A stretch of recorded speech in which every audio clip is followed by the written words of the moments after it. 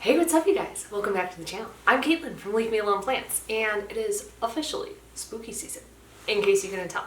So today I am, of course, dressed up as a mad scientist. What else would I be? As you know, if you watch this channel a lot, I love science. I've always been a big fan of science. So of course, it only made sense for us to eventually dress up as a mad scientist on this show. Anyway, if you've been around for a while, you may know that I like to make plant content that's a little bit on the different side. So of course, with Halloween coming up, I figured we had to come up with another new spooky plant themed video for the day. If you've been around for a while, then you may know last year we built a graveyard terrarium. If you haven't checked that video out, it will be linked up here or down there actually for you.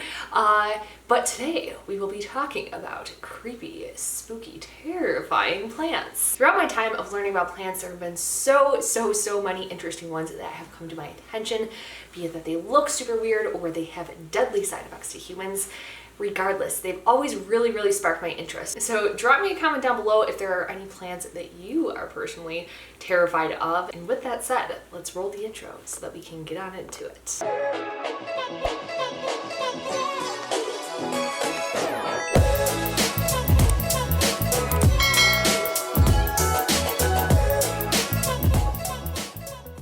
Starting out with plant number 1 on this list, we have none other than the corpse flower. Now the corpse flower belongs to a family of flowers called the carrions, and they in themselves have a whole terrifying history behind them. But the corpse flower itself is very special and unique, mainly due to the putrid aroma that it puts off in its blooms.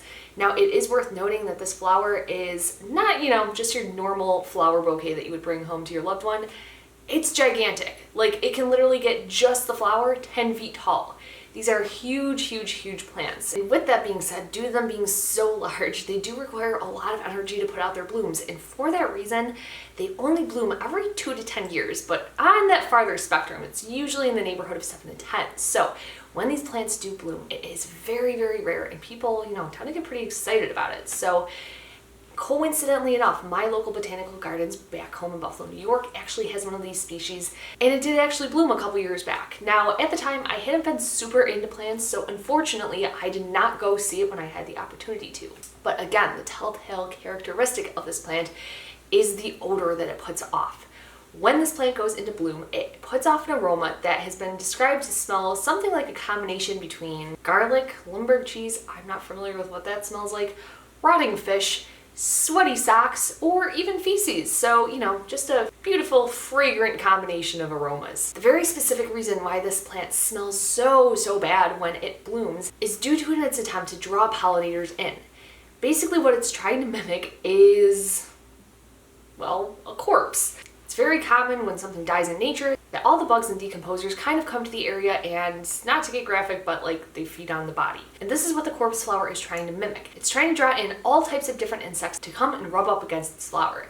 As a matter of fact, the bloom itself even mimics a body in terms of temperature and tries to regulate itself to be around the temperature of a human body.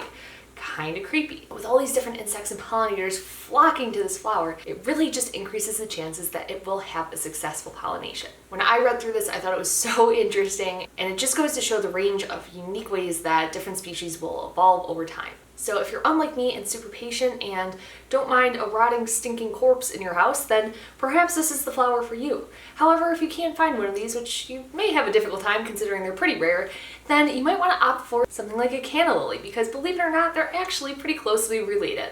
This brings us into our next plant, which is the bleeding tooth fungus. Now, despite looking like something from an alien planet, this fungus can actually be found in North America, Europe, and more recently has even been found in places like Iran and Korea. So it's pretty prolific across the world. And you can probably see why it gets its name, because, well, it kind of looks like bleeding fungus. It's pretty creepy. Now, some people have a weird attraction to these things where they think that it looks like some kind of fruity Danish. I don't know about you, nothing about this plant particularly makes me want to eat it. However, interestingly enough, they're actually not toxic, and I guess in theory if you wanted to eat them, maybe you could. I'm not saying you should. However, what people who have at some point in history eaten them have noted is that they do have an incredibly bitter taste. So even though I guess technically you could, You probably don't want to unless, you're just like really into bitter stuff. I'm not sure. In addition to this bloody looking film on the fungi, it also has a dense layer of hairs on it to add to the creep factor. In playing into its bloody appearance, it even has anticoagulant properties, which is just kind of a fancy way of talking about something's ability to clot. Now, overall, these look super, super cool, and I think personally, I have been absolutely fascinated with fungi and mycelium ever since I saw the Joe Rogan episode with Paul Stamets. It was so fascinating. I watched it about 4 times now, so if you haven't checked it out, I highly recommend it. It gets into some really wild topics about how potentially mycelium are such a smart species that they're actually navigating the way that all of the ecology of the world works.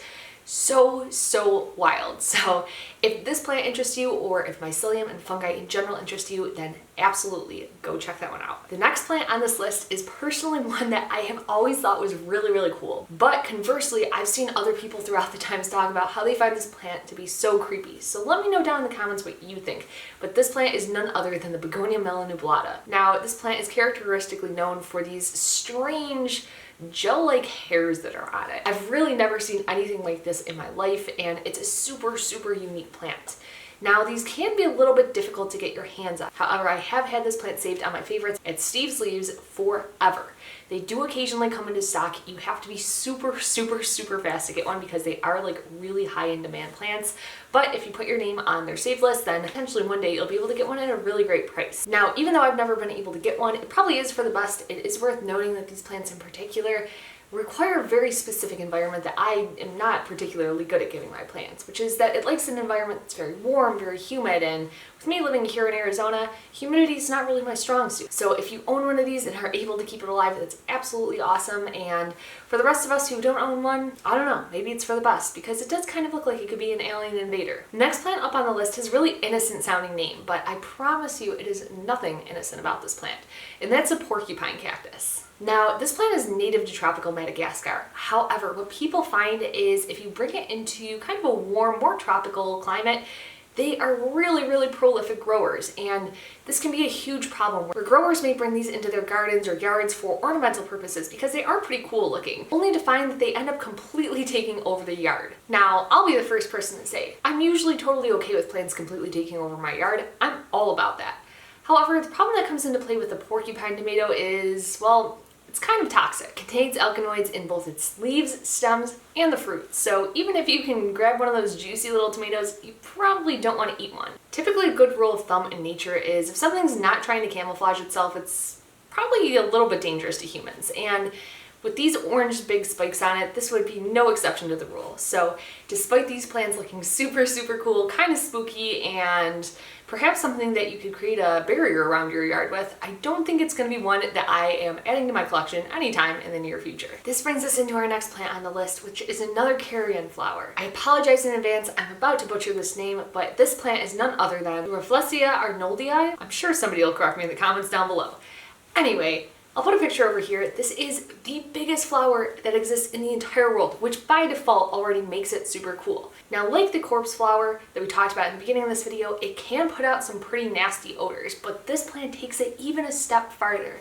If you look at the leaves at first, you might not think much of it, but on a closer inspection, what these leaves actually try to mimic is the actual look of a dead, rotting, decomposing body. Once you see it, it's kind of hard to unsee. Now, these plants are native to Vietnam, and the fact that they smell like a rotting corpse and look like a rotting corpse is kind of creepy enough, but they actually take it even a step farther. These plants are considered endoparasites, and basically what that means is that the plant itself doesn't have the ability to create roots or leaves or stems or even go through photosynthetic processes. Instead, what it is just a parasite that latches onto other plants and in turn grows these flowers with the goal of being pollinated and spreading more and more of them. It completely relies on its host for things like water and nutrients, and eventually it just overtakes the plant. Now, if that isn't completely terrifying to you, I don't know what it is, but regardless, they're still super cool, and I still think that they were worth distinguishing apart from the corpse plant. Let me know which one you think is cooler and if you would keep any of these in your house. Personally, I don't know if I love the idea of something that would come and take over the rest of my houseplants, but nonetheless, it is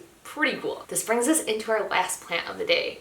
and I guess I'll use the term plant loosely. It's more so a phenomenon that can happen across a variety of different aerobic algae, and that is none other than the red tide.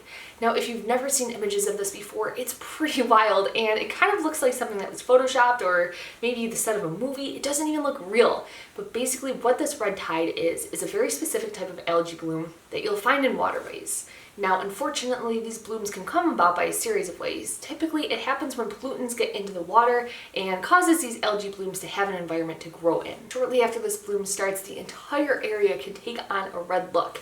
And to take it even farther, it makes the water appear as though it's full of blood. However, it doesn't end there. As a matter of fact, this algae bloom even kills off a lot of the aquatic life that's living in the waters. So typically what you'll find during one of these algae blooms are that the fish and other sea life are washing up on the shore dead. Yet again, it doesn't end there. As these fish wash up on the shore and birds and other animals start to try and feed on them, those birds and animals in turn get sick from the toxins that were found inside the bodies of this fish, and it's just one big cycle that happens over and over and over again. Now, if humans are exposed to red tide, typically they'll just kind of get an itchy rash, which, nobody really wants. However, if humans do unknowingly eat wildlife that has come into contact with red tide, they can have a series of symptoms, including but not limited to nausea, diarrhea, loss of motor control, drowsiness, trembling, numbing, aching of extremities, and respiratory paralysis.